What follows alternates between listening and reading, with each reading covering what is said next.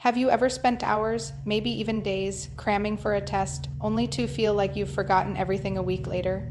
Or maybe you've tried to pick up a new skill, like playing the guitar or learning a new language, but you just keep hitting a wall. You're not alone, and it's not because you're not smart enough. The real reason is often hidden in the psychology of how we learn. Today, we're going to uncover these hidden barriers and, more importantly, figure out how to break them down. Let's start with a really common trap: passive learning. Think about the last time you watched a documentary or a tutorial. You were probably just sitting there, listening and watching. This feels productive, right? But psychologically, your brain is in a low engagement state. It's like watching a movie. You're a spectator, not a participant. True learning happens when we actively engage with the material. So instead of just watching someone solve a math problem, pause the video and try to solve it yourself first. Instead of just highlighting a textbook, try to summarize the chapter in your own words without looking at it.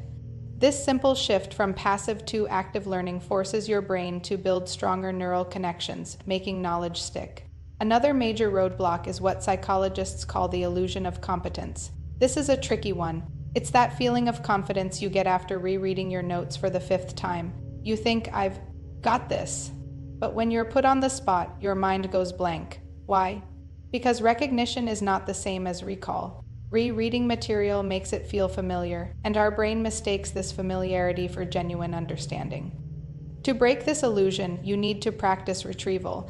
Instead of rereading, close the book and actively try to recall the information. Use flashcards, teach the concept to a friend, or even just to your empty room.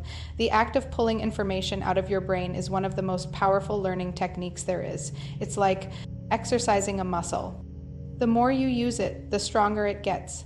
Now let's talk about something we all love to do: multitasking. You're studying, but you're also checking your phone, replying to messages, and maybe have a show playing in the background. You might feel like you're being super efficient, but the science is clear. Our brains are terrible at multitasking. What you're actually doing is called task switching. Your brain is rapidly switching its focus between different tasks, and every single switch comes with a cognitive cost.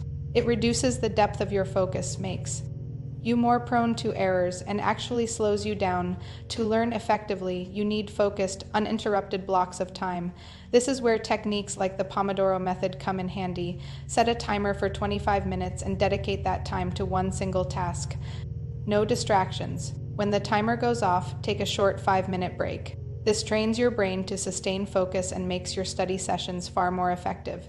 The next point might sound a bit counterintuitive. Don't be afraid to be wrong. Many of us grow up in an education system that penalizes mistakes. We get a red X on our tests, and we learn to fear failure. But from a psychological standpoint, mistakes are not just okay. They are essential for learning. When you get something wrong and then find out the right answer, your brain pays special attention. It creates a stronger memory trace because of the surprise and the correction process. This is called error-driven learning. So embrace the struggle, test yourself early and often, even if you know you're going to make mistakes. See every error not as a failure, but as a signpost pointing you toward what you need to learn next. This mindset shift can be a complete game changer. Let's also consider the importance of sleep. In our hustle culture, sleep is often the first thing we sacrifice. We pull all-nighters thinking we're gaining more study time, but this is one of the worst things you can do for your learning. During deep sleep, your brain is incredibly active. It's consolidating the memories you formed during the day, transferring them from short-term to long-term storage. It's like a librarian organizing the books on the shelves overnight. Without adequate sleep, that process gets disrupted. The information you worked so hard to learn never gets properly filed away and is easily forgotten. So, prioritizing a good night's sleep isn't a luxury. It's a critical part of the learning process itself. Another psychological barrier is our motivation. Why are you learning this? If your only motivation is external, like passing a required course or getting a certificate for your job, your learning will be shallow. You're just trying to get through it. The most powerful learning happens when you have intrinsic motivation, a genuine curiosity and interest in the subject. Now, I know we can't always be passionate about every single thing we have to learn, but you can find ways to connect the material to your own interests. If you're learning history, focus on the stories of individuals that you find compelling.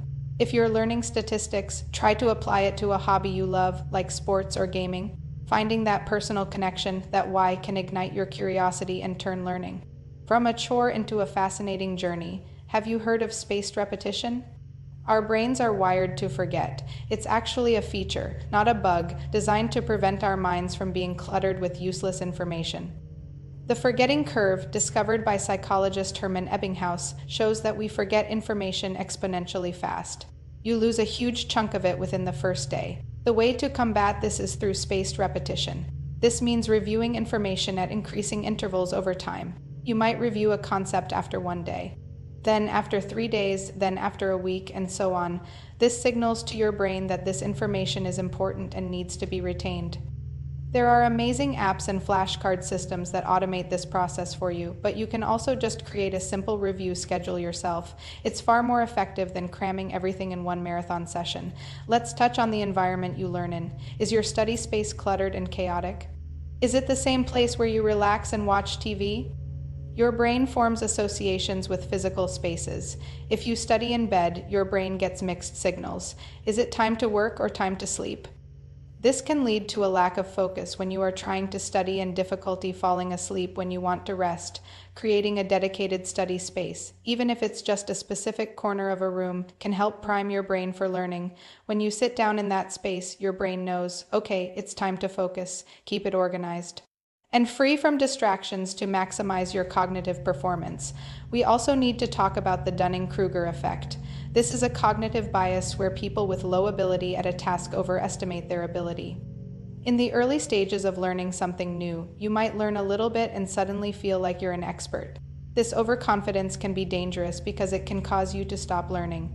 You think you know it all, so you don't push yourself to learn more deeply. The key is to cultivate intellectual humility, always assume. There is more to learn. Actively seek feedback from others who are more experienced. Be willing to admit what you don't know. The true experts are often the ones who are most aware of the vastness of their own ignorance. Finally, let's bring it all together. Effective learning isn't about having a good memory or being naturally smart. It's about using the right strategies that work with your brain's natural wiring, not against it. It's about being an active, engaged participant, not a passive observer. It's about testing yourself constantly and embracing your mistakes as learning opportunities. It means managing your focus, getting enough sleep, and finding your personal why. It's about spacing out your learning over time and creating a dedicated environment for study. And it's about staying humble and curious, always ready to learn more. So the next time you feel stuck, don't get discouraged. Take a step back and look at your process. Are you falling into one of these psychological traps? By understanding the hidden psychology of learning, you can break free from the cycles of failure and frustration. You can learn anything you set your mind to, more effectively and more enjoyably than you ever thought possible. Thank you so much for watching. If you found this helpful, please give this video a like and subscribe for more content on how to learn better and live smarter.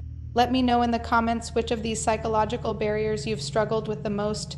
See you in the next video.